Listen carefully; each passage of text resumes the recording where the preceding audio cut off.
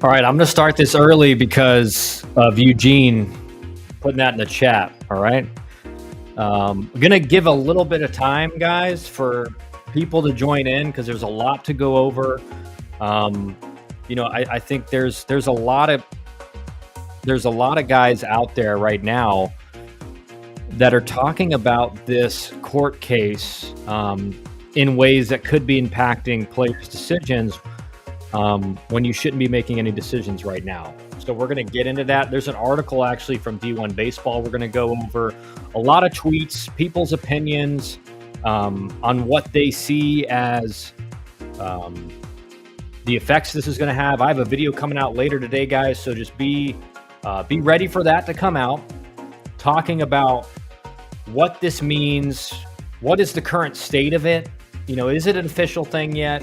And if it is an official thing, or if it does become an official thing, what are the consequences going to be, right? How is the recruiting process going to be impacted for high school players in particular? We're going to get into all of that. Okay. So it's going to be a jam-packed day talking about that. A lot to go over, and we're going to cover a lot of stuff.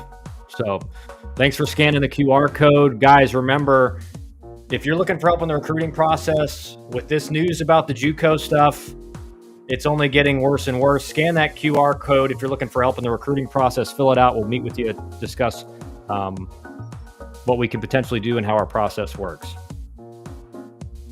Essentially, from Dusty Isaacs, especially for Power 4 schools with substantial NIL money, this is a huge opportunity to use Juco as a farm system similar to MLB. 100%, Dusty. 100%. Spoken like a guy with some inside info into what could potentially go on. We had our team meeting with Elite Sports Advising today, largely discussing nothing but this and what the impacts are going to be and what players should be thinking. And that was one of the things we discussed, Dusty. That's going to come out in my video about, your Power 4 programs they already have relationships and good relationship with your Juco coaches. But a lot of Power 4s are now going to be, they're going to be essentially using those junior colleges as farm systems, because the one advantage a high school player had over a Juco player or a D2 guy or a D3 is that you have 4 years of eligibility left, right? So a college theoretically has you for 4 years if you're a good player.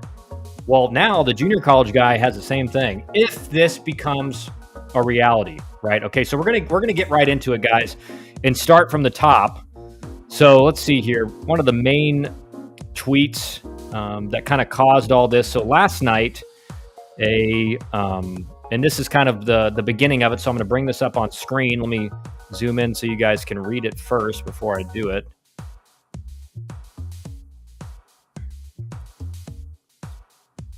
Okay, here we go.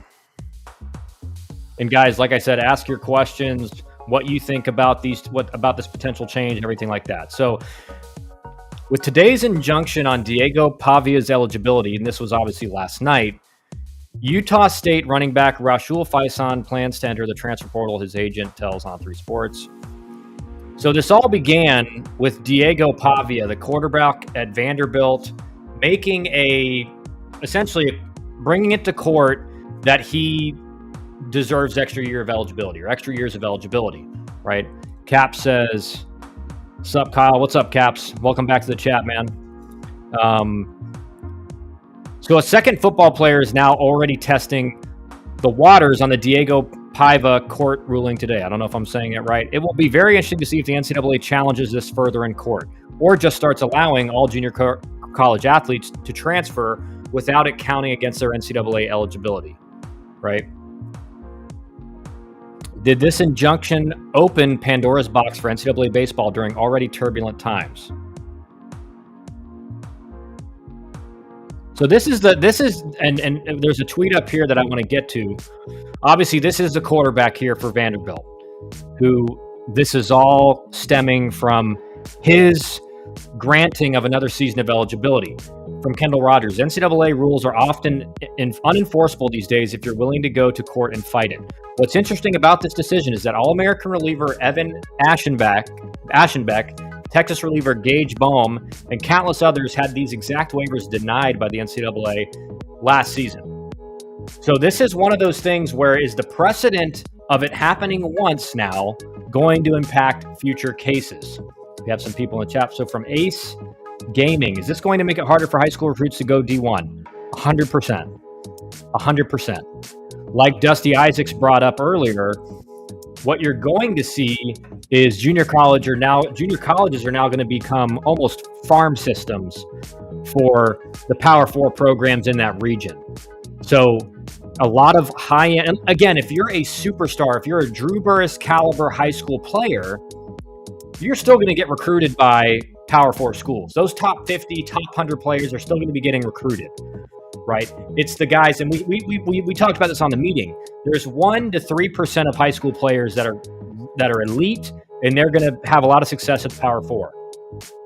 There's about 10% after them, or 15% after them, that think they're that 1% to 3%. These guys that think they're that 1% or 3% are going to be the guys going to junior college. Or, and again, this is what the advantage is now. Why would you go to even a really good mid-major school if you're going to lose a year of eligibility? If you're, let's say your outlook as a high school player is to get to a Power 4 school. Well, why would you go to a Division I school or a D2 or D3 if you're going to lose a year of eligibility versus you go to a junior college, you're not losing eligibility, you have the ability to get drafted out of there, and then if you do get to a Division I school, you're draft eligible when you get there. A lot of people in the chat right now. This just got interesting. Michael, welcome back to the chat, man. But for real, it's even more complicated than it was 2 days ago. And what have I been telling you guys in my videos and on these streams? It's like, I don't think there's going to be any more big time changes. And then it's like, bam, we just get hit with this. And again, I think it's important to say now, guys, this is not a wide sweeping rule yet. This is one court case that an injunction was made to give him an extra year of eligibility based on his Juco years.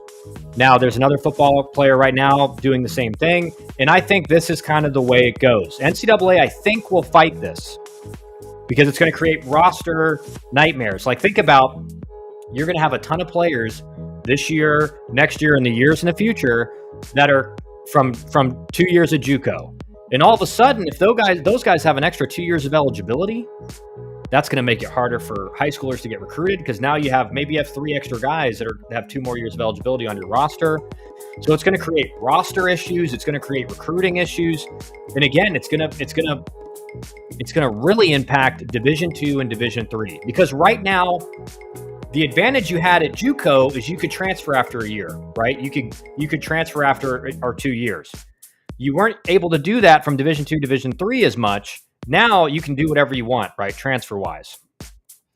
So if you take away the fact that if you make it to where you don't lose eligibility at JUCOs anymore, you don't get the advantage at that Division II school because you're still losing eligibility years. So this is going to create a whole nother scenario of issues at Division II and Division III in recruiting because why would you go to one of those schools? You're going to lose eligibility, whereas you can just go to a JUCO. You're not going to. From Dusty Isaacs, how long before LSU has access to LSU Eunice roster?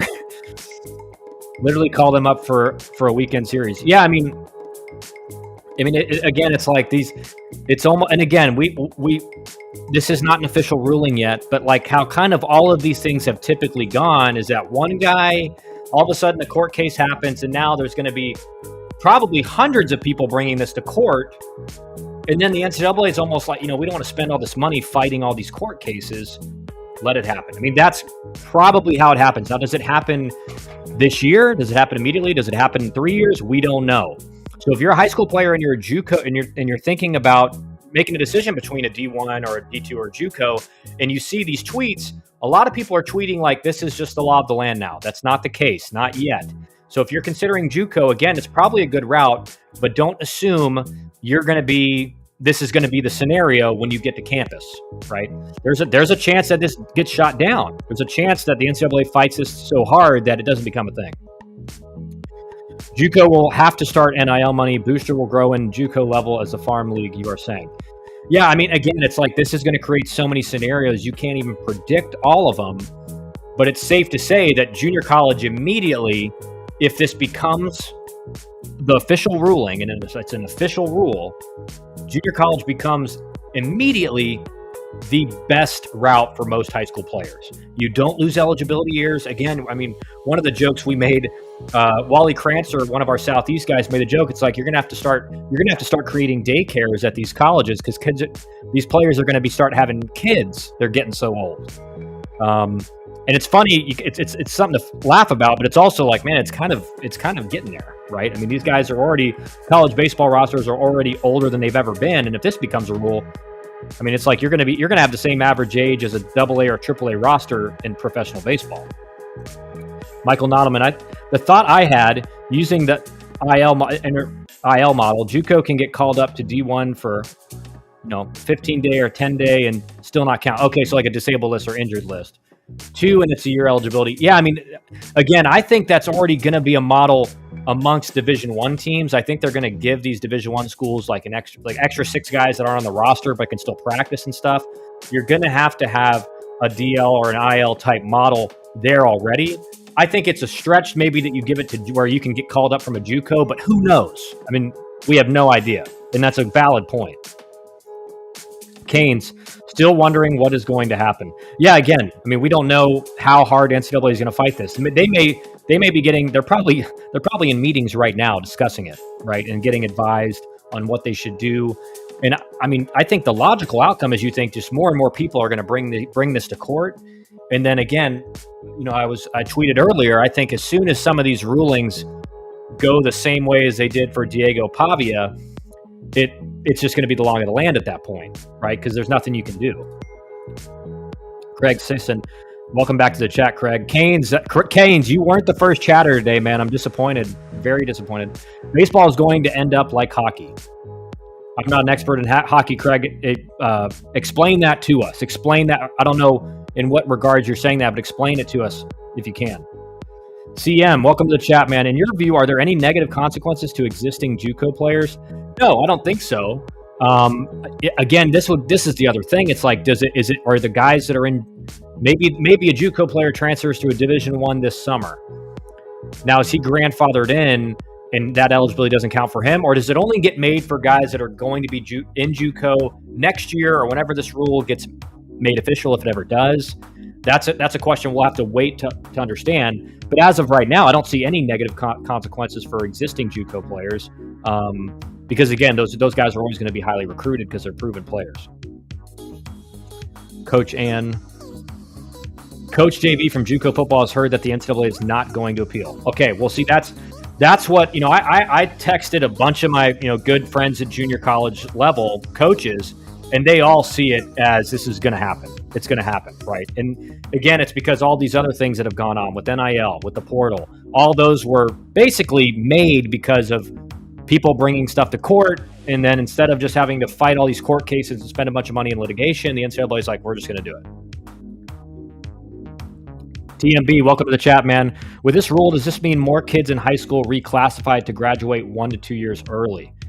That's a good point. Again, but this is the thing, and you may not see that happen right away, but as soon as when this rule becomes official, all of a sudden junior colleges become way more attractive, even filled with even more talent, right? Junior college becomes almost really the number one route for most players whose goal are to get to a Power 4 school. I think the mid-majors are probably still going to recruit on a similar level to what they do now.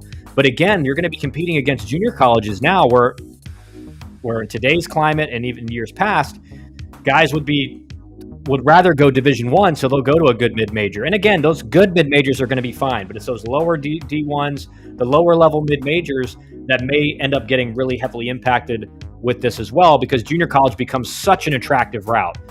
You get more playing time, you play more games, you're draft eligible right away. I can't even keep up with the chat. You guys are pumping it right now. No shot. Kane says no shot. I don't know, Canes. I think, again, that's going to work for the really good players, right? And TMB, those guys are probably guys that are going to be recruited by Power 4, so we'll have to wait and see. Again, but it's a good point. Might be worth talking through that, even if you know. I don't know what you're referring to, Dust. I'm getting lost here. If this rule does happen, would it also affect the major leagues because guys will be more ready? Possibly. Guys, you may see that the route to the big leagues it's already shorter than it's ever been, right? I mean, we're seeing guys get to the big leagues in really fast times now. If you're getting drafted as a 24-year-old, you're going to be fast tracked if you perform. But the flip side of that is if you don't perform, you're going to be way more likely to get released quickly because age is a factor in Major League Baseball, right, guys? Like you don't want to be. If you're way older than the average age if you're in AA and you're 27 years old, you're way older than the average age, meaning like you should be doing well against guys that are way younger than you. And that's how it's typically looked at. But your top level guys who are, I mean, it's so hard to even think about it. But like, the fact that there's guys that are going to be 24 or 25 and they're going to get drafted, I was 24 when I made it to AAA. Right, and I talked about that on stream when we talked about the oldest guys in college baseball currently. That age is going to increase again if this becomes a rule. In hockey, they're now allowing the top Canadian juniors to play NCAA hockey, meaning less spots for Americans. Okay, Canes, your Miami guy knows about the hockey rules. Thank you for the insight, Canes. Ace Gaming, if this rule does happen, will it affect MLB because guys will be more pro ready? Okay, we just answered that. Remember, there are a lot of guys asking questions, guys. So if I don't get to it quickly, I'm going to put the chat on screen just so you guys can see what I'm dealing with here. Okay, high school, junior hockey, then on to D1, D2, D3 if you are good enough. Yeah, it may end up being like that. Canes, Michigan is the main school pushing hockey stuff because there are the premier NHL factory for NCAA hockey. Okay. Thanks for responding, TMB. Thanks for asking the question, man. Craig giving Kane some credit. The Miami guy must know what he's talking about.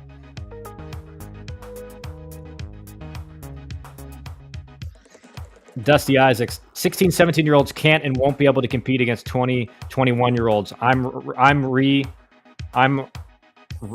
Okay, you're against reclassifying. Okay. Yeah, I mean, that's the thing is like junior college it's already really competitive, right? A lot of really good players in junior college. It's going to be even more so the case if this becomes the rule, right? If this becomes the rule, it becomes even more so the case. I read some of the ruling and the judge found the NCAA engaging in monopolistic practices. You figure that the NCAA just wants to let this happen so they don't get more rulings exposing them or their whatever. Yeah, I mean, again, who knows, right? It seems like how all of this has gone is that even if the NCAA does fight it for a little bit, it's going to eventually happen.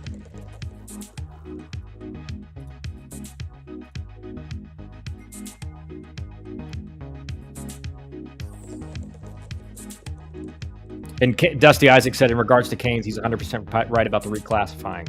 Yeah, again, I mean, reclassifying has always been a thing where I think people think it's reclassifying up is like if you're not an elite player, it's going to hurt you, right? The guys that reclass down to a younger age to get another age of experience, that can benefit you. But again, it's not something that most people should do. Canes. So will players leaving Juco be eligible for the MLB draft after 2 years, correct? Because the age is 20 now, correct? Yep.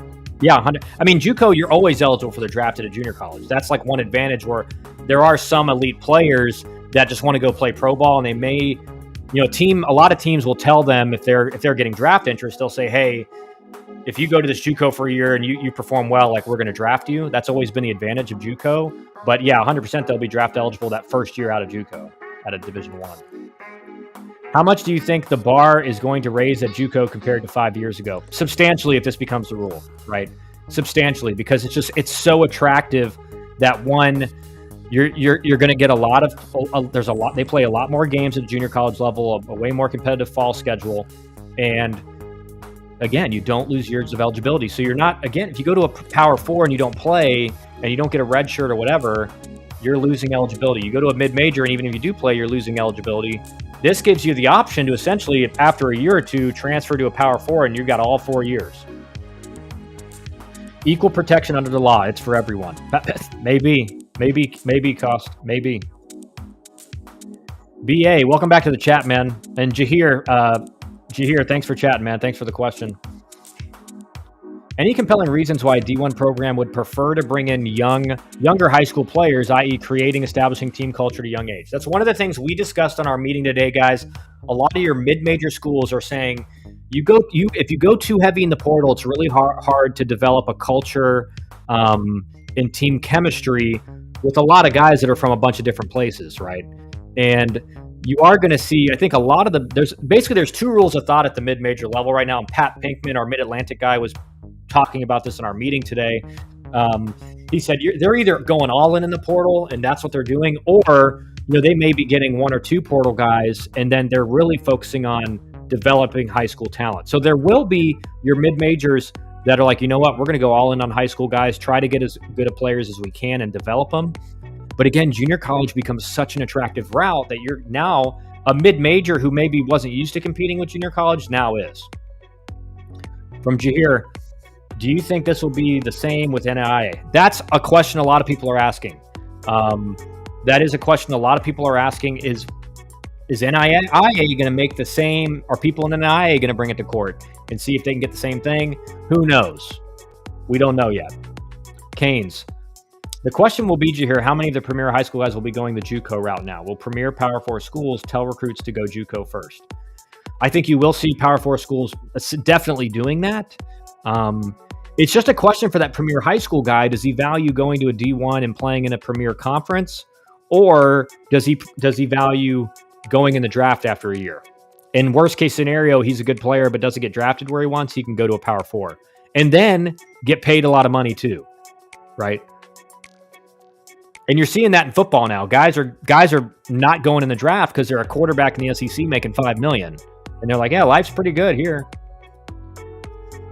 Baseball's not at that level yet, but I mean, 5 years from now, who knows? Canes, right now, Juco is already, in my opinion, the best option for high school kids. Academics-wise, it's horrible, but for baseball, it's the best option to get reps. 100%. 100%. 100%. Okay, so we're going to go into, there's an article at D1 I need to pull up that goes into this pretty well in depth. Let me go to, Kendall Rogers tweeted it out. Pull it up here for you guys so we can all read it, look over it, see what it said, see what I think. And we'll go over some of the reactions as well from some coaches. So here we go. We got a question right now from Charlie Downs. Charlie, thanks for the chat, man, and the question. Imagine having Juco path D1 college graduates go back to school with 2 years of restored eligibility, especially if they wash out of MILB.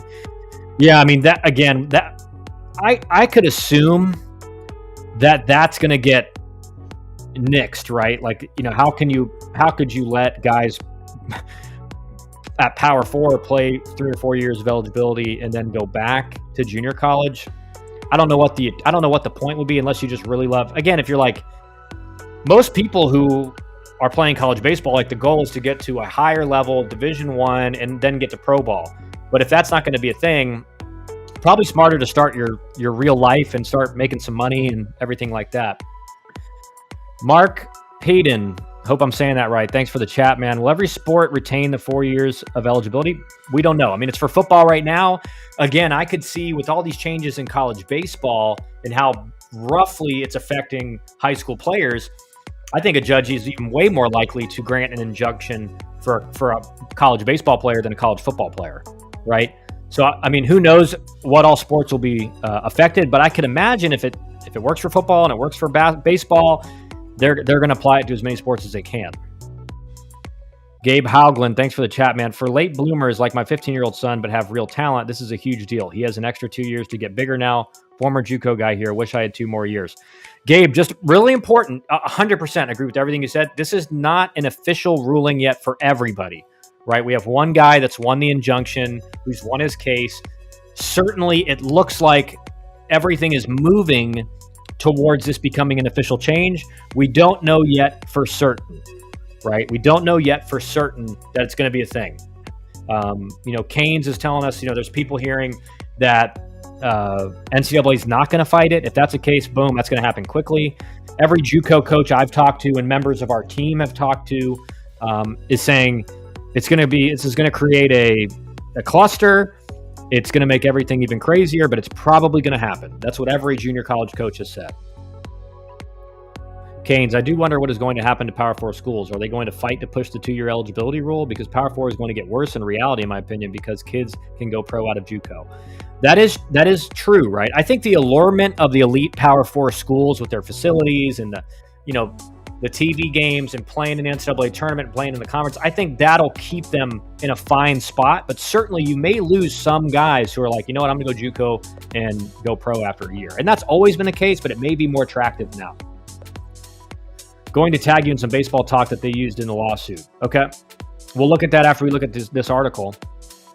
We got so many people chatting, it's hard to even do anything. What grad class do you think will be affected the most by all of these new rules? Well, certainly the current new rules, the 24 and the 25 class have been most heavily impacted. The 24 is getting cut after their freshman fall. The 25 is getting basically mass cut from their decommitments. I don't foresee it impacting the 26 class and 27 class nearly as much, though. With a lot of these changes, you're going to see massive cuts as well at the end of the spring season, probably. We'll have to wait and see for the winter, but those are the two classes right now that are mostly impacted. But again, if this Juco rule becomes official, it's going to impact future recruiting classes. Assume the NCAA will appeal too. That's the assumption. But again, I think the NCAA may be hearing, guys, there's going to be so many lawsuits that are coming after this that it's not worth fighting. And that's kind of how everything became a thing with the portal and the NIL money, right? They don't want to pay for this litigation in court. So I think the NCAA, they may appeal it some, but I don't see them doing it long term. Just tagged you. I read it and I didn't understand it. Okay, we'll read this article, Canes, and then we'll get into it. Okay, let's get into this article, guys. Oh, always keep your head on a swivel in the modern college athletics landscape. It's best advice you can receive during this constantly turbulent time. In the latest twist and turn in college athletics in the baseball world, Vanderbilt quarterback Diego Pavia could be the chief reason the baseball landscape dramatically changes over the next few years. Pavia, who began his career with a 2-year stint at the New Mexico Military Institute, spent last season at New Mexico State before starring at Vanderbilt this past fall. Eligibility completed, right? Not so fast. Pavia and his lawyers, citing antitrust issues with the NCAA, filed a lawsuit against the organization in federal court in November, suggesting that your eligibility clock as it relates to the NCAA doesn't begin until you're actually in the NCAA web. In other words, any years at a junior college wouldn't count against your eligibility clock at a D1 institution. Pavia and potentially thousands of other athletes received a potential massive victory on Wednesday when the United States District Court in Nashville, Tennessee, led by Judge William Campbell, awarded an injunction to Pavia to play another season for the Commodores, while the overall case result is still pending. Right? So the overall case result is still pending, but everything's looking like this is going to go through. And this only applies to Pavia, this court case. It doesn't apply to every player in the Juco realm right now. And I think that's a lot of people are tweeting this out in baseball Twitter world like it's an official overall ruling. It's not that yet. Ramification of that decision could spread far and wide and receive blowback, as you can imagine, from the NCAA. The NCAA is disappointed in today's ruling and wants all student athletes to maximize their name, image, and likeness potential without depriving future student athletes of opportunities, the organization said in a statement. CMP feels like we are heading towards the student athlete needing support via a players union, and said union, NCAA, NIA, Juco divisions working holistically to have a CBA. It is a business arena now. 100% CMP. Thanks for the chat, Wally Pfeiffer. 100%. A lot of people talking about that right now. We were talking about it on a meeting. You're getting to the point where the NCAA is turning into professional baseball. In all college sports, you're going to have representation with a players union. I mean, that's just the way this is going. Because if one guy gets this decision, why does not every guy get this decision? And I think that would be hard to appeal and defeat in court by the NCAA. Eugene, Kyle, it's done. It certainly is looking like that, Eugene, 100%. So the NCAA is citing right here, guys, like we want everyone to have as much potential as any, but they know in this ruling, players are going to be so old in college, younger players are going to be missing out on opportunities. And that's what they're citing here. The NCAA is making changes to deliver more benefits to student athletes, but a patchwork of state laws and court opinions make clear that partnering with Congress is essential to provide stability for the future of all college athletics. So the NCAA may be taking this to Congress, guys. Again, we don't know how hard they're going to appeal this, but this statement right here is pretty bold, right? This statement right here is like, we're going to fight this, but who knows?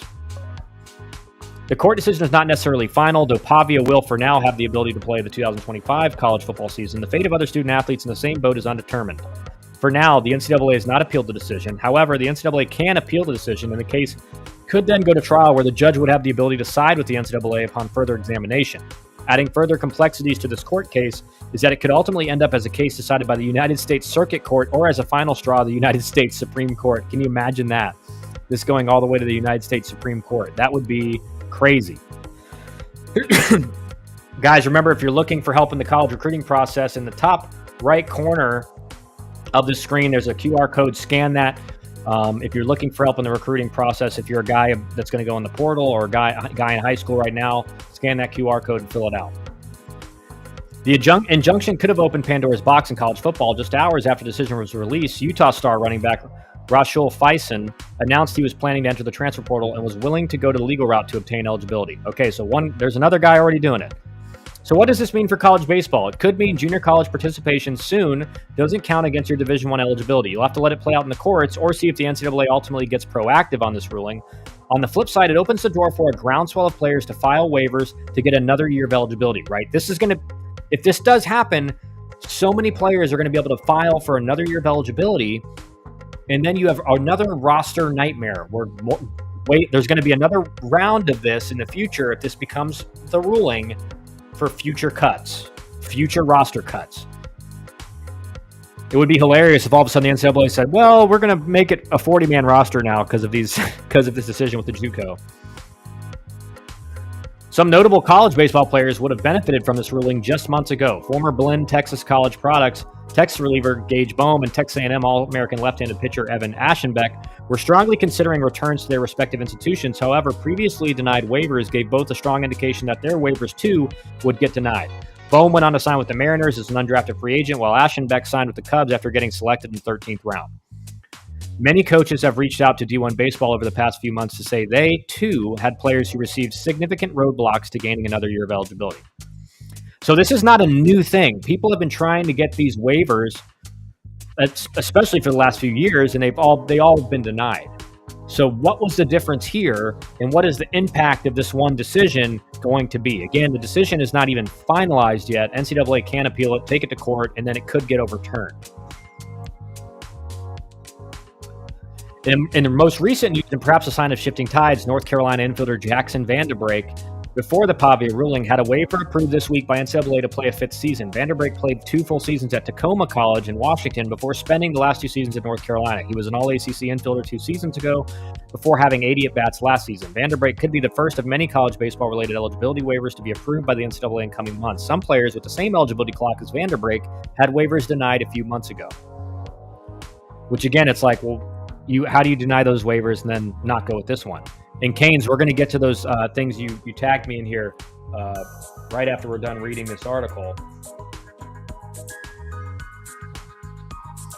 And we'll have some clarification. We actually have, we're still talking about it in our group text with Elite Sports Advising. There's still much at stake as this court case is pending until the NCAA makes its chess move, but for time being, I'd expect waivers similar to Pavia's situation either be approved or have the NCAA once again risk being taken to court by student-athlete representation. This is purely my educated opinion, but history would indicate the student-athletes have the upper hand in this court case with the NCAA, potentially hinging on Congress to save the day on existing eligibility clock. Man, that would be hilarious in today's political climate to see this being talked about in Congress. We could soon be in a situation where it is mainstream for college baseball player to spend 2 years at a junior college before spending the next 4 seasons with the Division I program. Some in our industry believe that even more years of eligibility could be on the table as more court cases potentially play out. That reality, combined with the roster being trimmed down from 40 to 34, like I just said, guys, presents a potential roster management nightmare. Seems kind of crazy? Right. Welcome to college athletics in 2024. Every coach is saying we have more changes now than in we have decades of changes in 1 year, and now we just have this one on the bubble now. So Canes, I'm going to go to the stuff that you're tagging me in real quick. See if we can make sense of it.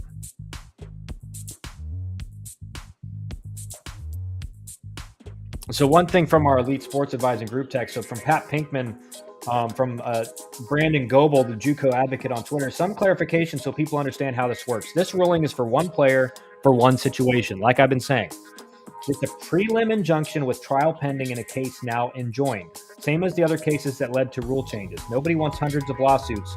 It'll change.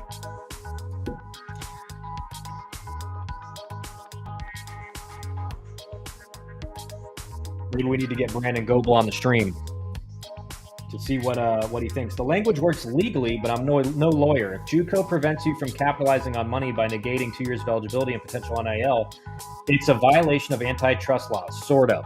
So great insight there from Pat Pinkman, our Mid-Atlantic advisor. And I think he's 100% right. Like we're not lawyers, right? We're baseball guys.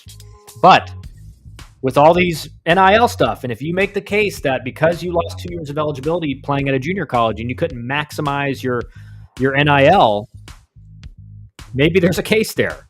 And just like the Juco advocate Brandon Goebel said, as soon as this turns into hundreds of lawsuits from players that were denied waivers in the last year or whatever, and more people bringing it now that they see this injunction has been made, the NCAA is going to just throw up their hands. And again, like Kendall Rogers says, maybe it goes to the Supreme Court, or maybe it goes to Congress to make a decision. College baseball is about to get a lot of press, guys.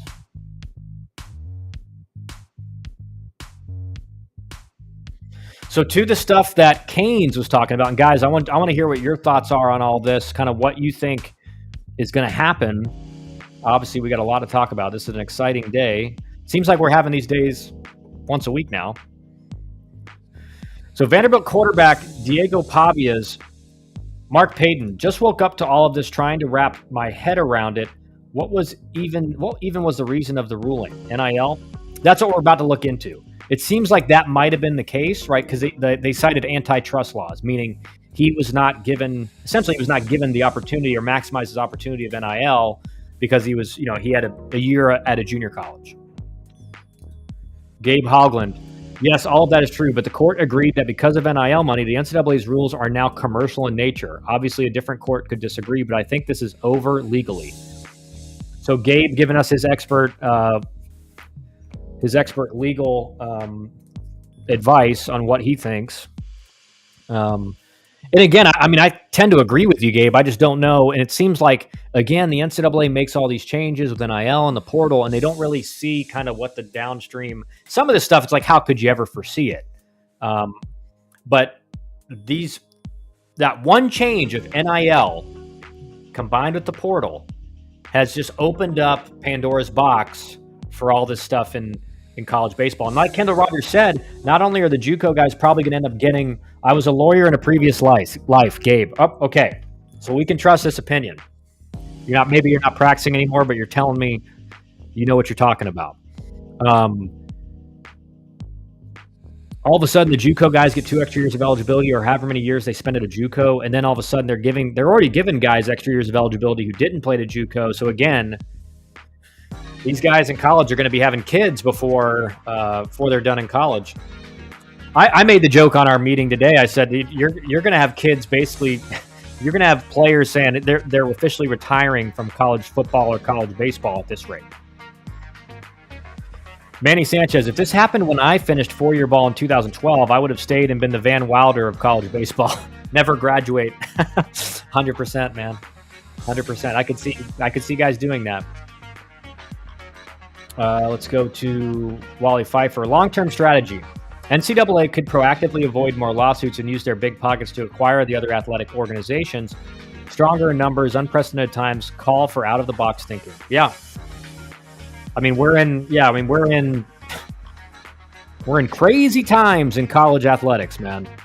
In college baseball in particular. This is just getting crazier and crazier. And I was wrong just a few months ago. I said I don't foresee anything big happening for now, but again, players have so much ability now to fight these eligibility issues and everything in court, and they have new weapons to use now with antitrust and everything like that. Let's see here from Ace Gaming. Because of this, do you think a lot of high school players will decommit? I don't know. That's a good question. And again, because it's not official yet. So I got a video coming out later today about this. But I would not make any rash or quick decisions yet if you're a player in that situation or you're thinking about committing. Again, I mean, you got to commit on a time frame where schools aren't just going to drop your offer or something like that. But don't make the decision based on, I think this is official yet. Again, it probably will be, but who knows? If the NCAA really wants to fight it, it could be a while. Gabe Hoglund, correct. I want to post a pic here from the ruling somehow. Just tag me at Kyle P. Wren on X, Gabe. Just like reply to what you're seeing and tag me in it, and I'll pull it up on stream.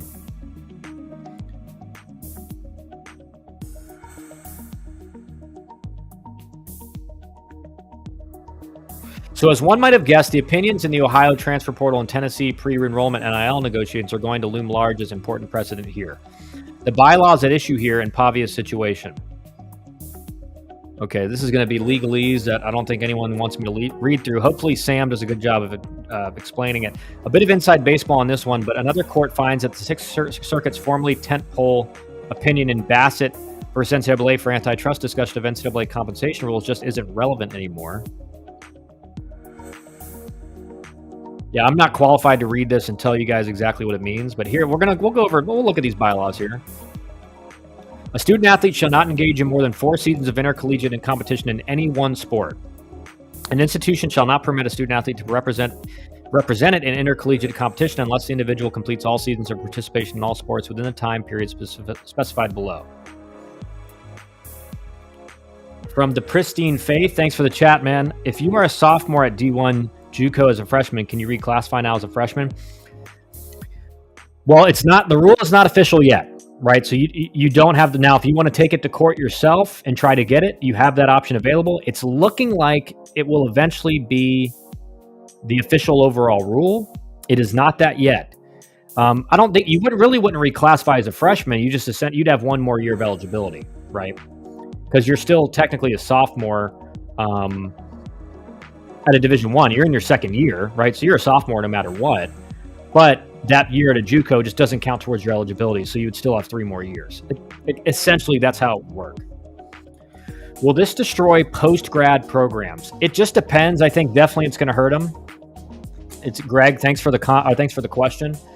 It's definitely going to hurt them because just think about it now. Every JUCO is so much more attractive, and I think again the post-grad stuff. I think a lot of people they think it's going to help them way more than it does. Because again, what a lot of guys do is that they're not getting interest from the Division I schools they want. So they're like, I'm going to do a post grad and get stronger and stuff like that. And that's great and improve as a player.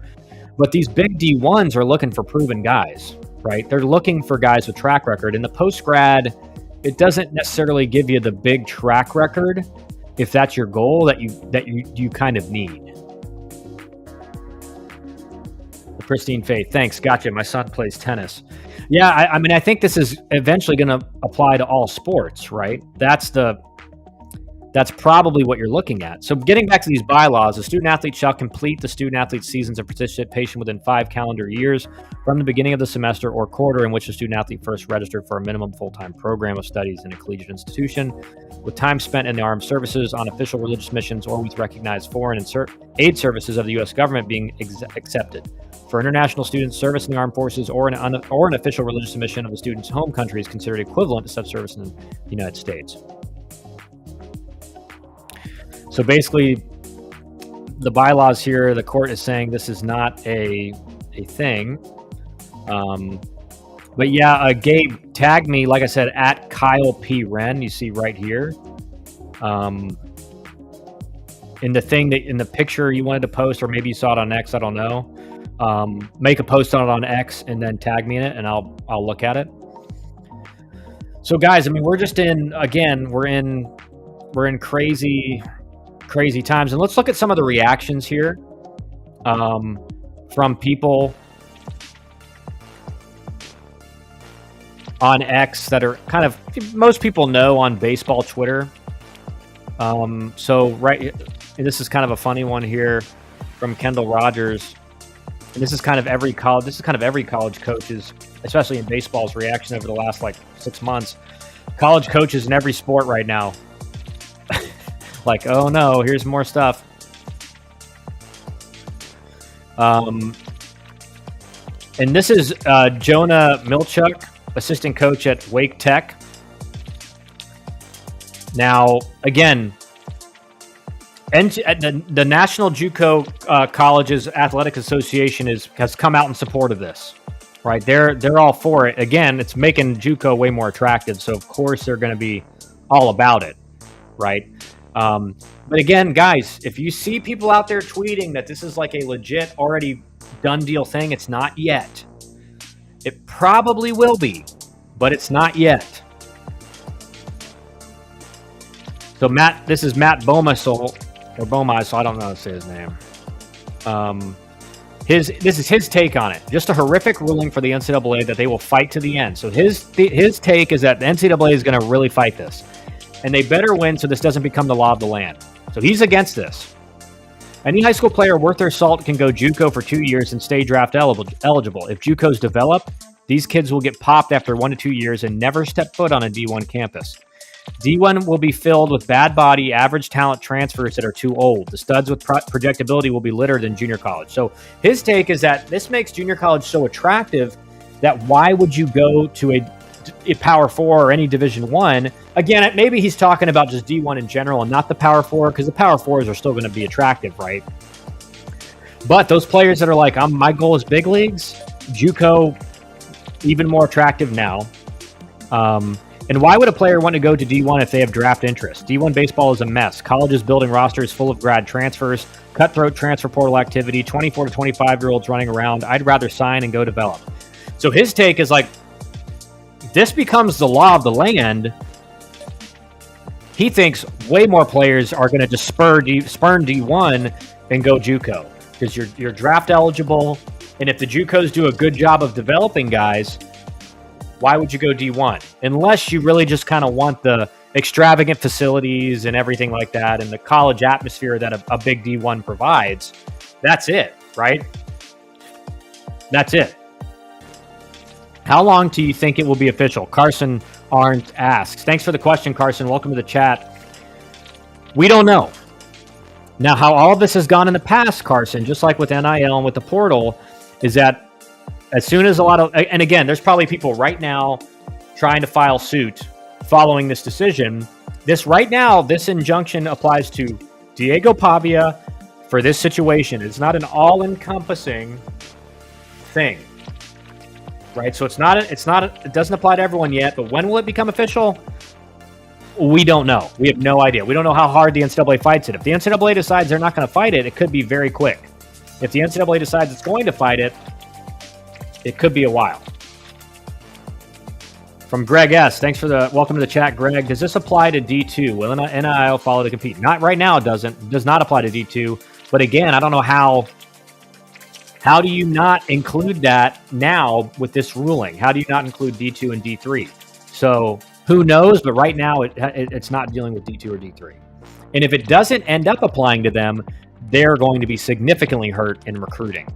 Because why would you go to a D2 or a D3 when you can go to a Juco and you're not losing eligibility? From Wally Pfeiffer, players emotionally thinking this is great until they realize they rack up another $30K in college debt. Great point, Wally. And this was brought up by Wally Krancer on our meeting today, our Southeast advisor in Florida, Mississippi, and South Carolina. He brought up this exact point. He's like, I got a kid in school right now. I'm about to have a kid in school.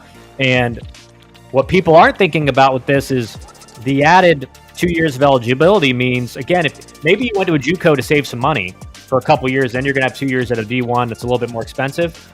Well, now you got an extra 2 years of eligibility at that D1, so you're paying more money, depending on your scholarship and stuff like that. But like you said, Wally, it's going to be more expensive for families now if your kid's playing in college and he's not playing football, right? He's not in a full ride sport or basketball. And again, college baseball is the top echelon schools are moving there, but all the other ones aren't. So it's going to be more expensive for families, 100%. Great point. Bill Wallace. Bill, welcome back to the chat, man. keep in mind, kids still got to work at the game and get better, not an opportunity just to play an extra 2 years. That's right. That's right. And again, Bill, like, me and you have talked about a bunch how great of a route now junior college is, and it always has been a good route, but it's even better now. This is going to make junior colleges even more competitive as far as talent, the amount of high-level players that are going there. So it's not just going to be a cakewalk, and it never is, right? Everyone kind of thinks like, oh, it's not D1, so I'm gonna ball out. It's like, that's not the case. But it's going to be even harder now at that level. Right? It's going to be even harder now because it's going to be a way more attractive route if it becomes official. Chris Cannon. Chris, welcome back to the stream, man. Welcome back to the chat. So we might see 25-year-old college players. We already do, Chris. In one of my streams, I think maybe last week, we went over a tweet about the oldest players in the SEC, and they were all 24 or older. And a couple of them were 25 or about to be 25 before the season starts. So we're already seeing 25-year-olds. And that's before this ruling. And again, with the shortened Major League draft, now you have less, even really good players in college baseball aren't getting drafted. And so you do this, and let's say you're a solid college player, but you don't really project professionally as a guy who can contribute in the big leagues. Well, now you may be 26 in college baseball, 27, not including if you get hurt and you're medically redshirted and all this stuff. And again, like Kendall Rogers alluded to, like it's looking like even other reasons for granting more years of eligibility are getting granted more and more now. So it's like our joke, Chris, on our team meeting with Elite Sports Advising today from Wally Crancer is these schools are going to have to start. They're going to have to start making a daycare building because these players are going to be married and having kids by the time they're done playing. I mean, we're going to see players announcing their retirement from college baseball, right? Chris, crazy. It won't make sense to recruit high school players to D1 unless you're elite of the elite, right? You're a top 1%, top 2% player. The rest of the guys, D1s are going to recruit you, and what they're going to say is, hey, we got a really good relationship with this Juco and that Juco. If you go there, get reps. The Jucos are going to be farm systems now for the D1 teams. I mean, that's it, right?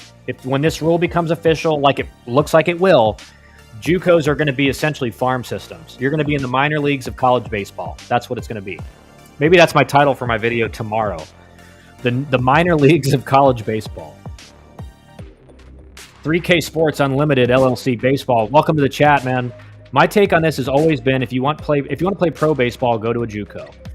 Yeah, I mean that's again the best route for development for most kids now. Right, when I was at 2011, when I stepped a foot on Georgia Tech campus as a freshman, I wasn't competing with 22-year-old portal transfers. I was competing with my peers in my recruiting class and guys on the team. And so it was very easy back then to look at the roster and say, okay, like the reason I chose Georgia Tech was because all three outfielders, two were going to get drafted, and the other guy was graduating as a senior. So I knew when I stepped on campus, there were no other outfielders with playing time on the roster. There was 3 spots open to compete for. It was a very easy decision to make because of that. You can no longer make decisions based on rosters anymore because even if it looks good, they could bring in 6 transfers 2 weeks before you step on campus and 2 of them at your position, and now you're behind the 8 ball. So 100% 3K. Juco's always been a great route for development, but now if this becomes a thing, oof. Michael Nodelman, Juco was super attractive for my son 2 months ago. It's almost a no-brainer now. The one thing I want him to avoid is 4 schools or more in 4 or 5 years. 100%. 100%. You don't want to be the guy bouncing around. And again, like D1's even less attractive, especially in this, like let's say this gets made official at the end of the spring, right? At the end of the spring season, this gets made official. Now D1 is even less attractive as a high schooler because each school, generally speaking, is going to have at least a few Juco guys that now have extra years of eligibility. So they're going to have to, if they have guys committed, it's going to be a large round of cuts again, maybe their freshman fall or maybe before they get on campus and they get decommitted. So junior college is going to become even less attractive. than it already is. And this is CBT, so think about this from a different angle. If you aren't a likely pro ball player, you can get 7 years of scholarship education under this format. Much higher percentage of athletes with advanced degrees in the workforce will help the economy and produce a better next generation of athletes. And that's a great point too, right?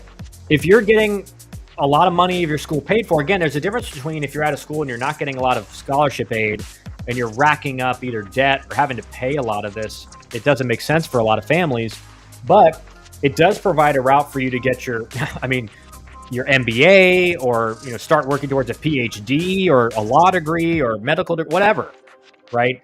So it's, again, there are different angles to look at this from, and some are positive and some are going to be negative. From Manny, great show, Kyle. Are you recruiting an 18-year-old high school player who hit 400 in a high-level program and conference, or someone who hit 350 in Juco, same skill set and position? 350 in Juco, right? Because no matter the high-level program in high school, the competition at Juco is way better.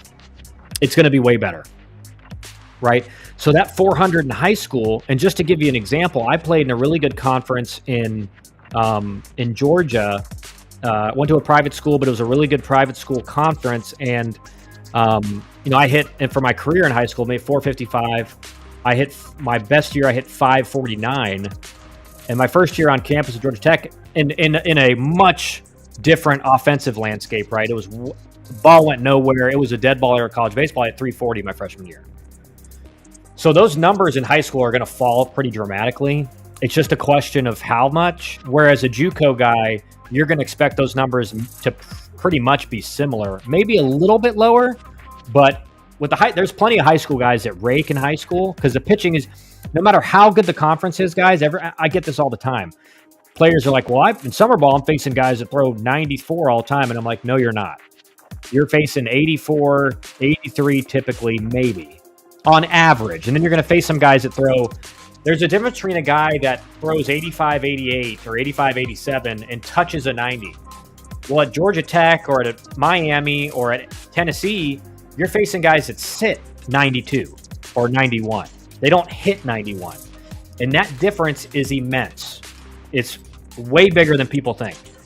So you're going to go with a JUCO guy over that high. Now, if that high school guy is again, it's context matters. If the high school guy has elite tools and really elite defender, it just depends, right? But generally speaking, the JUCO guy is probably a safer bet. And if with the same skill set and position, 100% you're going with the JUCO guy. James, with the last name I don't want to say because I'm going to mispronounce it, James Strzelski. Hope I'm saying that right. Welcome to the chat, James. Would you think it's going to be harder for players to get to a good JUCO now? 100%, right? And this is not official yet, but if this becomes a widespread ruling that affects everybody, 100% it'll be way harder to get to a good JUCO. It's just why wouldn't it be? You're telling me I can go develop, get at bats or get innings on the mound. I'm draft eligible, so that's an option for me right away. And I don't lose NCAA eligibility years. How do you beat that, right? How does a Division II program that's really good, like a University of Tampa or a Young Harris or a North Greenville or a Westmont on the West Coast, how do you deal with that? How do you compete with it? You don't. You can't. Maybe University of Tampa can just because how the facilities and everything. But again, most can't. From Wally Pfeiffer, do you think this is going to create even more chaos in the recruiting process? Yes. D1 coach from Jump tells player to go JUCO to develop. Maybe this makes the process more honest with recruits. Yeah. Yes. Makes it more chaotic. Makes it harder than ever. Makes it way more important than ever that you have help in their process. Scan the QR code if you're looking for help in the recruiting process, whether you're going in the portal, you're at a JUCO, you're in high school.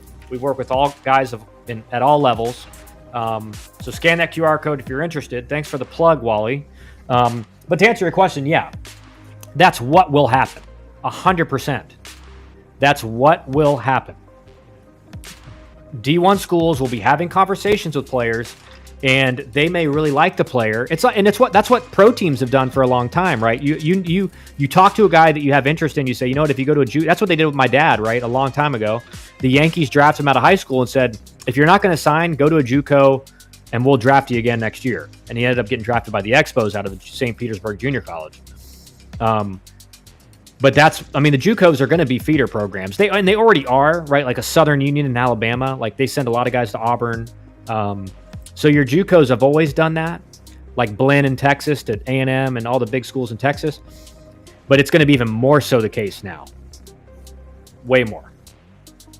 From Wally again, from my son's recruiting experience, 2025 D1 commit, lots of shenanigans out there. Yeah, I mean, the 2025s, I hope he survived the wave of mass decommits that happened. The 25 class was, the NCAA totally screwed over the 25s and the 24s. As we've seen now in the winter portal period, all the guys that went in the portal because schools said, wait, we don't got a spot for you anymore, even though we were, you've been on campus for 3 months. Jerry Atkinson, welcome to the chat, man. My son just sent me information about this change. He is searching for good JUCOs now. He is a 26 grad.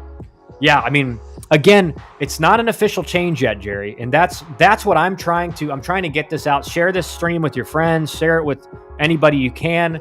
I'm trying to get the word out to everybody. This is not official yet. Does it look like it will be official at some point? Yes.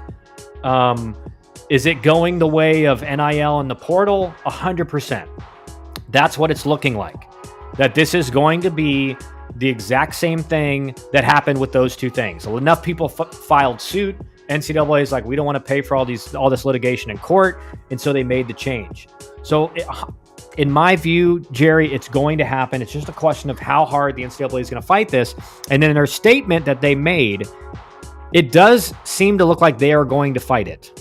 Because in their view, this is going to make it to where, sure, the players that gain more eligibility have more years to maximize their name, image, and likeness and everything like that, but it's preventing opportunities for new student athletes at those schools, which, yeah, of course it will. So don't make any decisions yet in the recruiting process based on this announcement, because it's not official yet. The court case actually is not even, that decision in court is not even official yet, let alone a widespread ruling. The NCAA could fight that individual court case, take it to court, and it could be overturned depending on how it goes and what the judge thinks.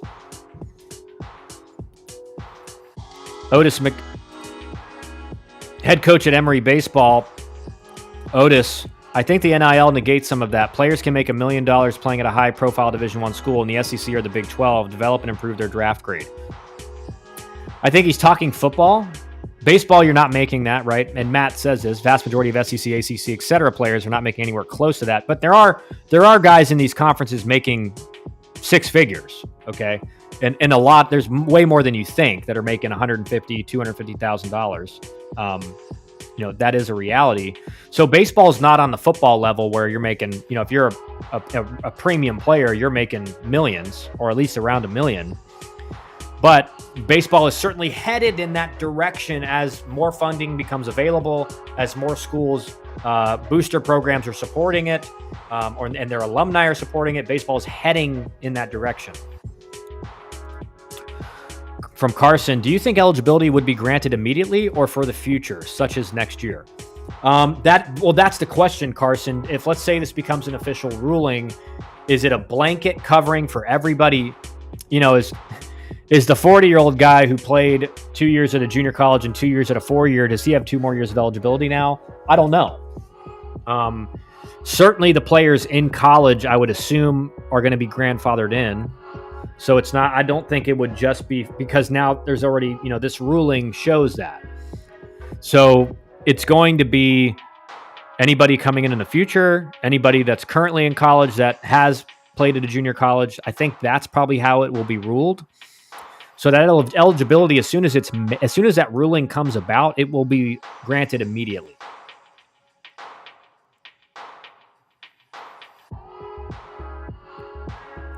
What about the lure of NIL money for the high school players? Worth their salt? I can't see guys giving up NIL earnings potential. I think D1 schools will find a way to bring in the best talent.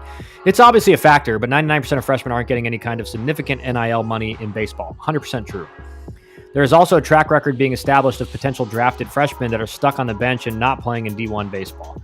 As more evidence of this continues to surface, the easy path is JUCO play, stay draft eligible, don't lose any D1 eligibility. Right. Guys, this is what I think most of you guys don't understand, and this was the case even when I was playing in college baseball 2011 to 2013. I came in with a lot of guys that were drafted out of high school that didn't play at all in college baseball. They didn't get on the field, they didn't play for us, or they had to transfer down and play, but they never ended up playing professionally. So there is a sense that people are starting to be more aware of kind of the situation in college baseball. And just because you're a really good high school player does not mean you're never guaranteed playing time. Even if a coach makes it seem like that, you are never guaranteed playing time. You have to perform in that freshman fall or you're not going to play. They're not going to play you based because you were a PG All-American in high school. That's just not the case. I played with a lot of guys who were top 100 players that got very little meaningful at bats or innings on the field in college. Josiah Rodriguez, I hope I'm saying it right. Welcome to the chat, man. I am a 2025, most likely going to a D3 school now. I'm wondering if I should go JUCO, just play. What do you think the best option is? Well, I mean, you're in a tough spot, right? I mean, you still got time. You still got time to make a decision, I would assume. And if you have JUCO options on the table, I would highly consider it, right? Because it's more than likely, I would say it's 85% chance this ruling gets made widespread. There's still a chance that it doesn't, right? So you have to be content with the decision you end up making. But certainly if I was in your position, this would be having a huge impact on my decision. Because again, if this becomes legitimate in its overall ruling, how could you not go to a JUCO over a D3? So I would say pay attention. Anytime any more news comes out about this, I will be talking about it daily on my stream and in my videos on YouTube. So just pay attention to the channel. I'll be updating you guys, but just do your due diligence yourself and stay up to date with this stuff. Because that's a massive change. It makes JUCO for you way more attractive. Matt Schutz, thanks for the chat, man. Why do all of you guys have last names where I'm like, I know I'm pronouncing this wrong, at least some of them. But thanks for the chat, man. Going to catch this stream later. Thanks, Kyle. Can't believe this info is free. I appreciate it, man. Again, like my goal, again, for these streams and for the videos I put out is to bring as much value to you guys as parents, players, or fans of college baseball as I can. Again, we're going to have coaches on. We're in the holiday season now, so it's a little bit difficult to get those scheduled, which is understandable. But as we get into January and February and in the season, I'm going to have a bunch of coaches on talking certainly about this change right here that is potentially coming, but also any other. So appreciate that comment, Matt. That's my goal, is to give you guys as much value in these things as possible for free. So you guys can make ultimately the best decision for yourselves. I mean, I'm also trying to promote my brand and our Elite Sports Advising as a brand and how we help players through the process. Again, if you're looking for help, scan that QR code in the corner, meet with you for free, talk about what we do, why we have so much success with our players. We're all former college coaches, professional players, guys that have been in the industry a long time. We're a part of that small fraternity of college coaches. So we have the relationship. We don't send out mass emails. We don't do anything like that. We text and call and communicate with coaches like that. All right. So let's get to some more of this stuff. Obviously, guys, we're going to have more and more breaking information about this as we continue, and definitely over the next few days. And again, Christmas coming up, but I don't think my wife will let me do a stream on Christmas or Christmas Eve. Maybe I'll ask her, but I doubt that's going to happen. But we're going to stay up to date with this because I think we're going to be seeing a lot of this stuff coming out more and more. So here's Next Level Baseball. What their thoughts on this ruling. Again, with everybody on baseball Twitter, I agree with what some guys say on certain things. I disagree with what some guys say on certain things. But again, we're trying to get as much information as possible and see what other people's takes are on this. You guys know what I think. I have a video coming out later. You'll know exactly what we at Elite Sports Advising think about this situation. So a thread. The Diego Pavia ruling, A, does not help the legitimate MLB draft prospects because those kids usually stay on schedule and age matters a lot in the draft. The younger, the better. Yeah, the legitimate MLB draft prospect, but again, if he goes junior college, he can get drafted right away. He's draft eligible right away. So the impact, I don't know about not helping legitimate MLB draft prospects. Again, if you're at a D1, you have to make the decision to sign or not. B, post-grad and academies are basically no longer needed for the legitimate college prospect.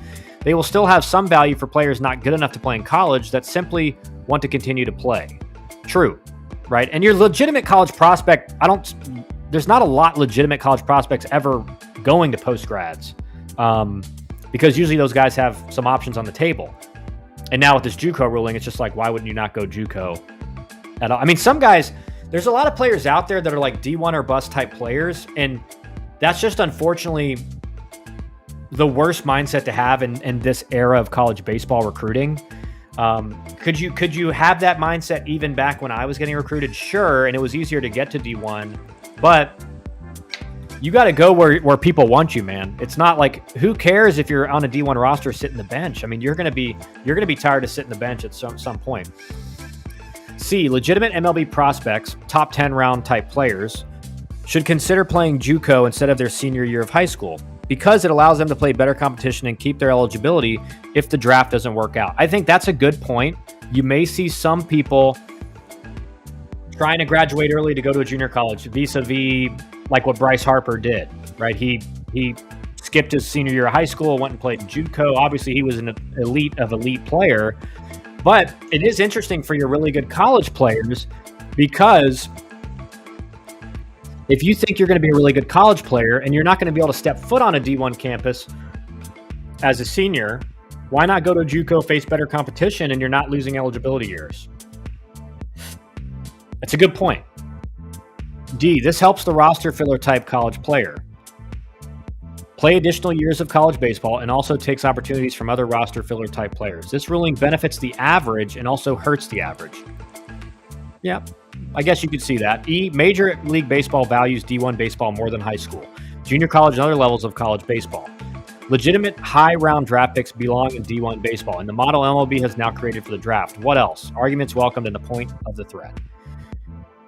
Yeah, what he's saying here is that MLB, it's easier to predict that a guy is going to be successful in professional baseball based on what he did in a major Division I conference. If you're in the SEC or the ACC, you're facing high-level pitching that is akin to your maybe high A level pitching you're seeing in professional baseball. Again, that's not exactly right. How I always said it was, when I faced Danny Hultzen, who was the number 2 overall pick my freshman year, he probably could have gone to Double-A right away and just had a lot of success. So your high-end pitchers in the ACC and the SEC are kind of on that level right away. Some, like Paul Skeens, you could have pitched in the big leagues right away. And then your Saturday and Sunday guys, depending on the team, they may be like a low-A type player, maybe a high-A type pitcher. So your guys, you're using a metal bat, and the offensive landscape is way different than it is in pro ball now. But you're competing against guys that are professional quality, is what he's saying. And so junior college has still got guys kind of like that, but not quite as on that level. So the Major League Draft is always going to value performance in the top D1 conferences, which is true.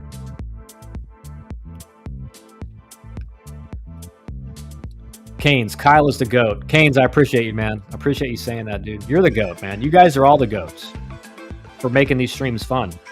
Manny Sanchez, what percentage of players do you think got told they didn't make the team at all college levels?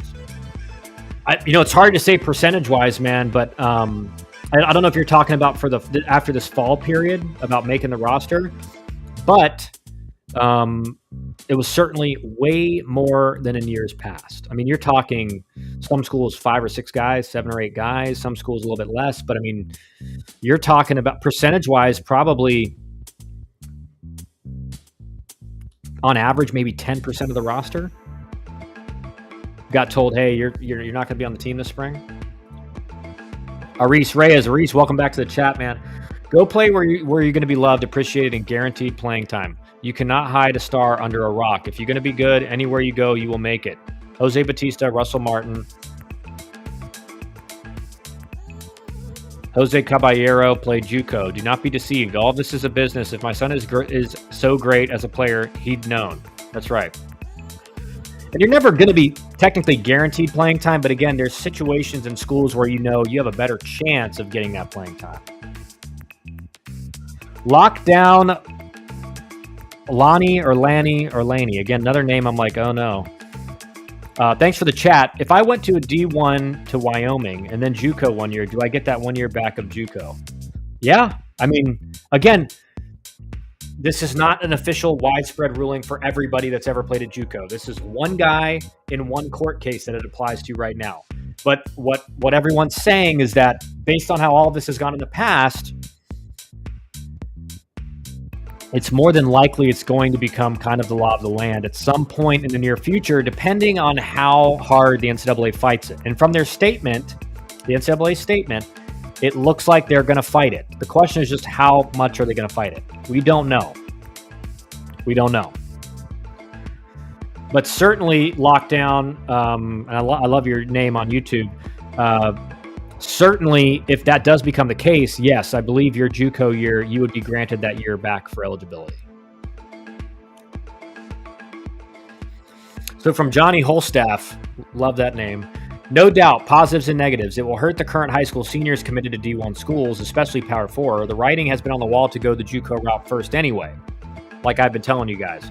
This will definitely give them time to develop. There is no time for development in the Power 4. 100% right. This is phenomenal for current Juco players or existing NCAA players with Juco backgrounds. This will extend the existence of 24 to 25-year-olds in college baseball.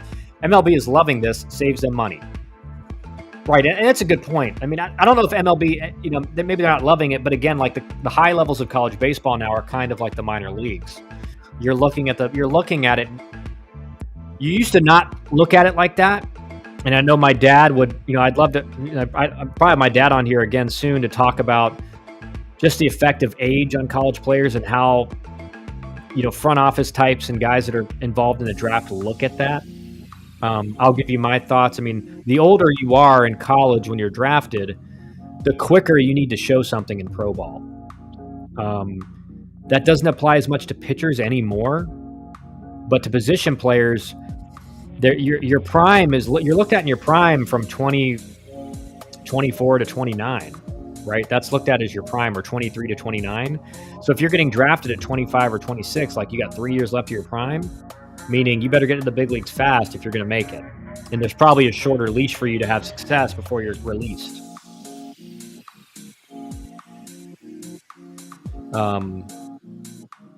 There is no time for development in the Power 4. 100%, guys. If you're a high school kid watching, you have to bring immediate results at the Power 4 now. You have to bring immediate results.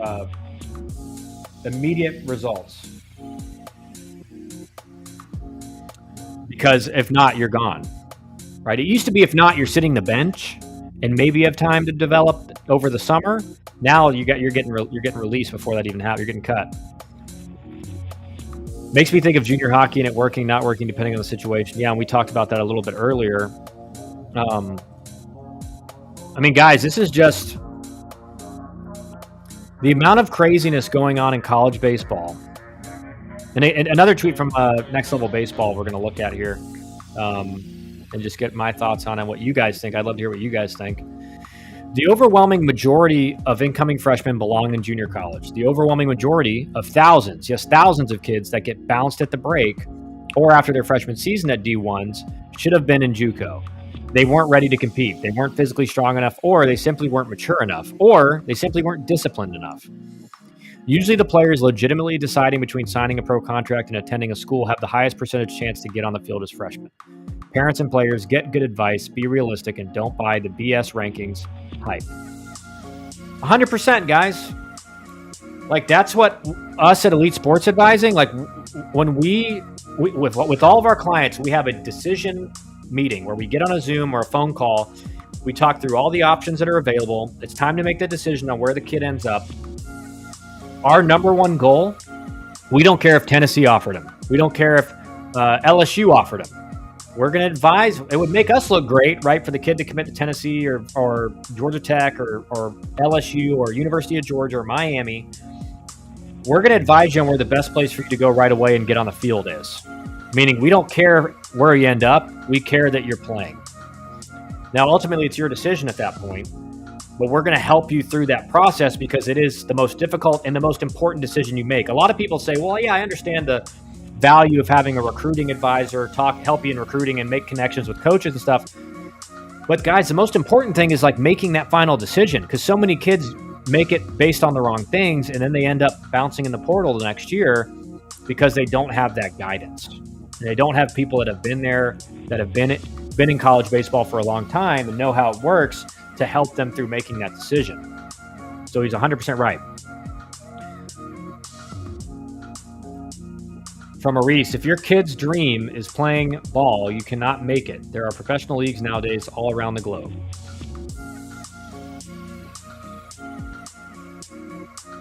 Brad Thomas, thanks for the chat, Brad. With all these changes, what are you seeing with D2? Well, Brad, up until last night when this got announced, again, this is not official yet. This does not apply to every JUCO player yet. We're still a ways from that because the NCAA could fight it. If the NCAA doesn't fight it, who knows how quickly it could come. But I'm advising everybody right now, do not make a decision based on these tweets, because some people are tweeting this out, Brad, like it's official now. This is the law of the land. It's not that yet. This is one decision for one player in one case. Now, it's probably the way these things have gone in the past, it probably ends up being one, but we don't know that yet. But certainly Division II was a great option for a lot of players because it's great baseball. You can transfer up to D1 if you want to. And it just gives you, again, it's a great route for a lot of players. But if this becomes the ruling, I don't know how you pick a D2 over a JUCO, because you don't lose years of eligibility at a JUCO. And then the question becomes, do your years of eligibility at Division II or Division III count? So, we got a whole lot of stuff to figure out before we know for sure what the consequences are going to be. But again, if this only applies to JUCO eligibility or your JUCO years, D2 and D3 will be massively hit by this, because all of a sudden JUCO just becomes way better option for you to get a chance to go D1. Manny Sanchez. Thoughts if UGA can be like the football team with all the NIL and loaded talent in the state, or do you think the talent will even out? No, I think, Wes Johnson at LSU, they had the first year was phenomenal, right? I think most people in the industry thought they way overperformed what everyone thought at the beginning of the year. And that's usually a sign that they did a heck of a job coaching, right? The pitching staff was really good. Obviously, you expected that from a former major league pitching coach and what he did at LSU. But I think UGA is in a really good spot baseball-wise. And again, it's just a question of how much these schools are willing to invest in NIL, and especially in the SEC. You're going to have to do it. Not only in increased scholarship money, but in NIL money. Can UGA get to like the football team status in college baseball? 100%. They have the chance to do that. It's just a question if they're athletic, if the AD and the athletic association and their boosters and everything are willing to fully back the team and give them the support they really need. And I think you're seeing that. They have a brand new facility coming out. I think $60 million upgrades to their facility, which is the one thing UGA was lacking. That facility for the longest time was the exact same when I played there in 2011 to 2013 when I was playing for Georgia Tech. So you went there when I was coaching back at Georgia Tech. We'd go there and you're like, man, this place really hasn't changed in over 10 years. It had been a long time. So they needed those upgrades, and so that's going to help them a lot as well in recruiting.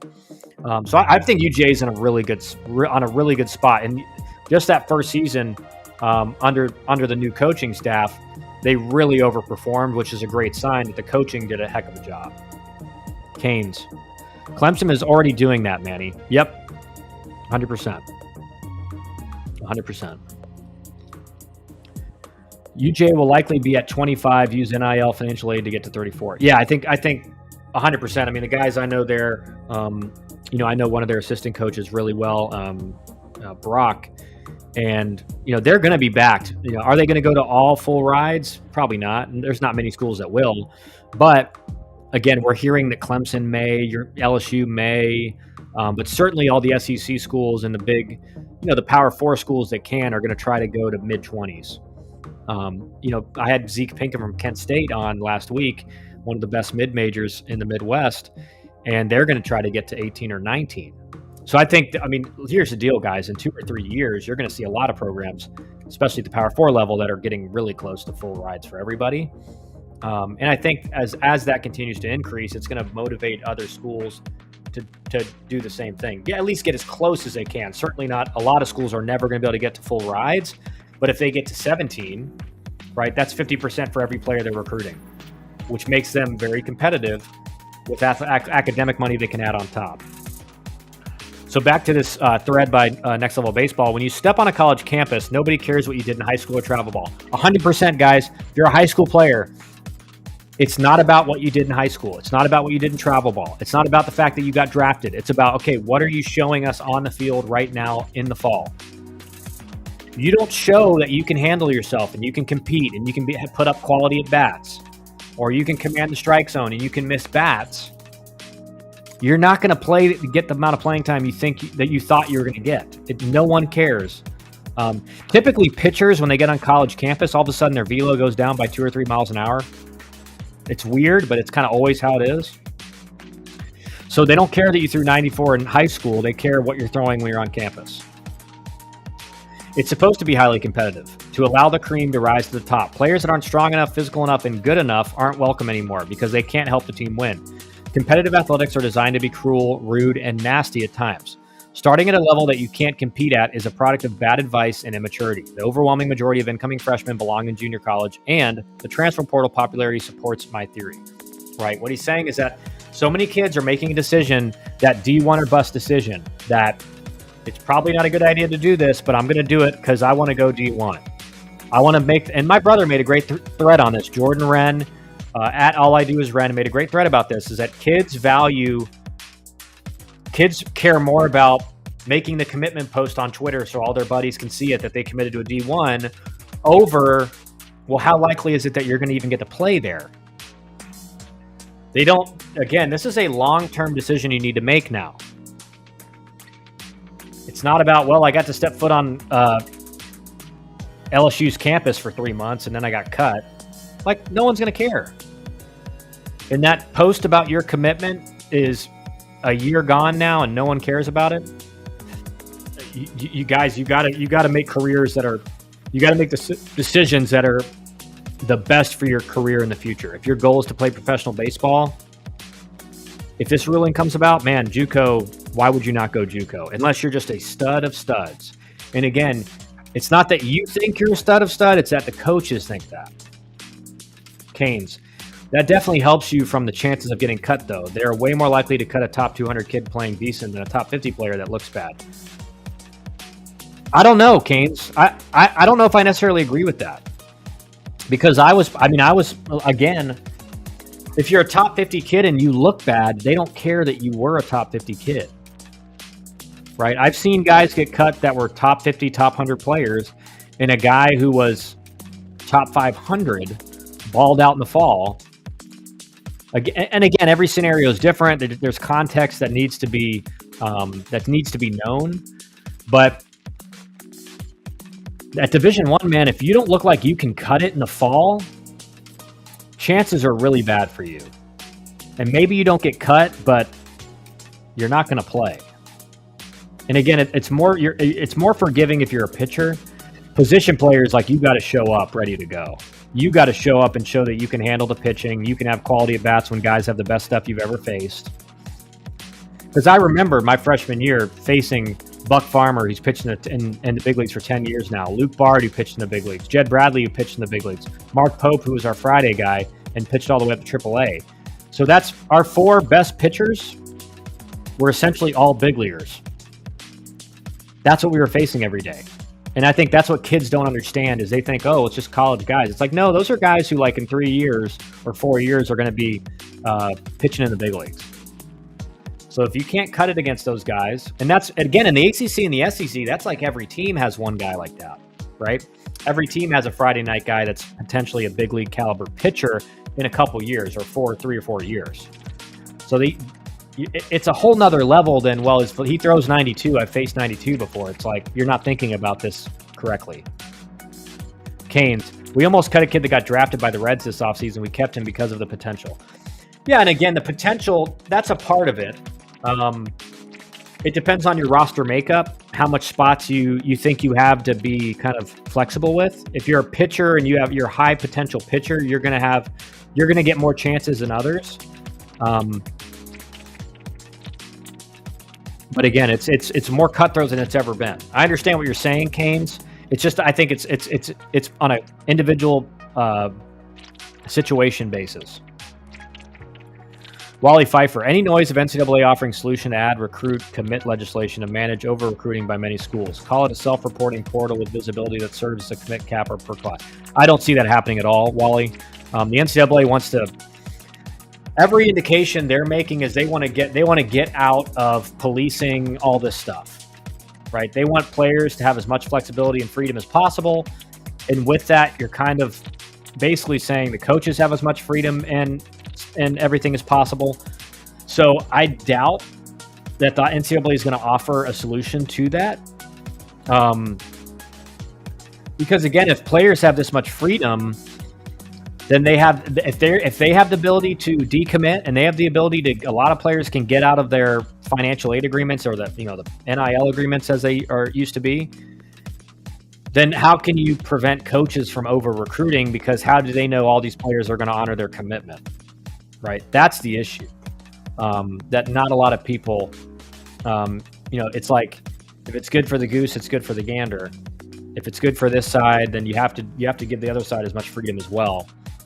It doesn't mean I like it. It doesn't mean coaches like having to do it, but that's just kind of the situation. And the NCAA, I can guarantee you, is not going to get in the business of trying to set up something like that. Canes, this will never happen. Yeah, I mean, I agree. From a few coaches I spoke to, I think Kyle can guess, laugh out loud, it's going to be status quo. They are still looking to add more 26 kids if they're good enough to play here. Yeah. Again, guys, because again, like, players have you're an individual agent, right? You have agency as a person. So you can get mad at coaches for over recruiting all you want, but ultimately the player needs to be looking at recruiting classes, taking that into account when making their own decision. And so if you decide to commit to a school that's already got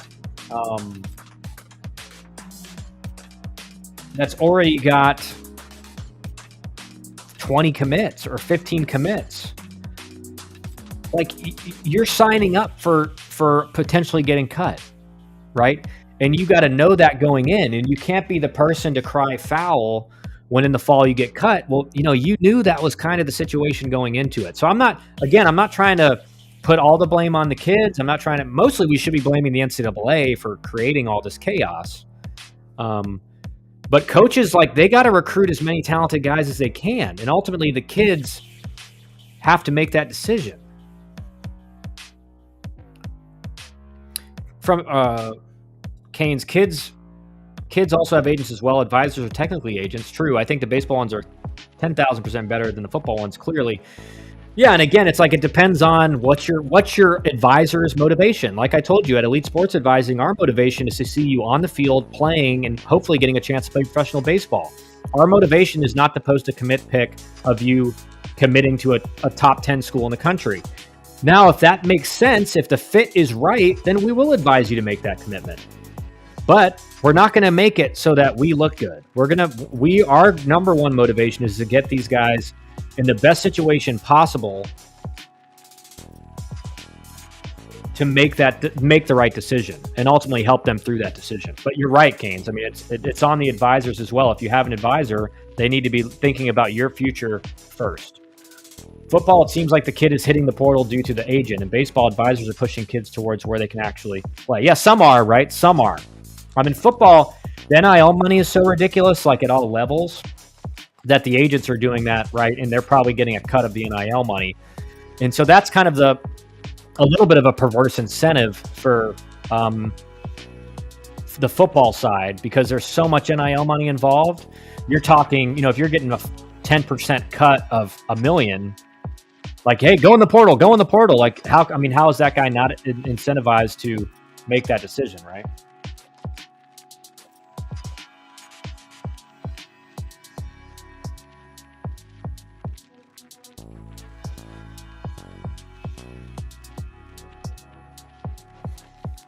But it's a good point, Canes. And again, that's the responsibility you take on as advisor, is that you're going to value giving these kids the best advice possible.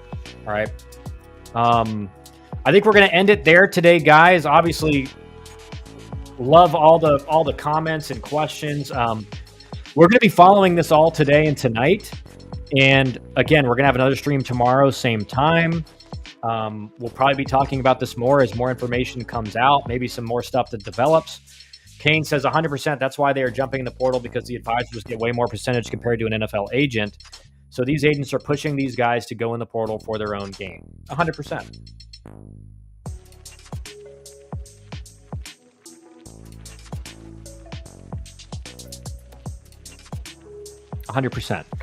So appreciate, guys. Appreciate you. Kids don't even have a thought in their head to leave the school, in my opinion. It's the agents. Yeah, that's a lot of times true. So guys, appreciate all the support and chatting on the stream today. We hit a massive record high of viewers and comments and everything like that. So we'll be back again tomorrow. Again, stay tuned for my video coming out later today about this situation. And we'll see you guys again tomorrow. Remember, if you're looking for help in the recruiting process, scan this QR code. Fill out our form. We'll meet with you, give you our evaluation for free, talk about where we think you could end up, how we can help you, why we've been so successful, and then ultimately see if it's the right fit for you guys and the right fit for us to start working together. So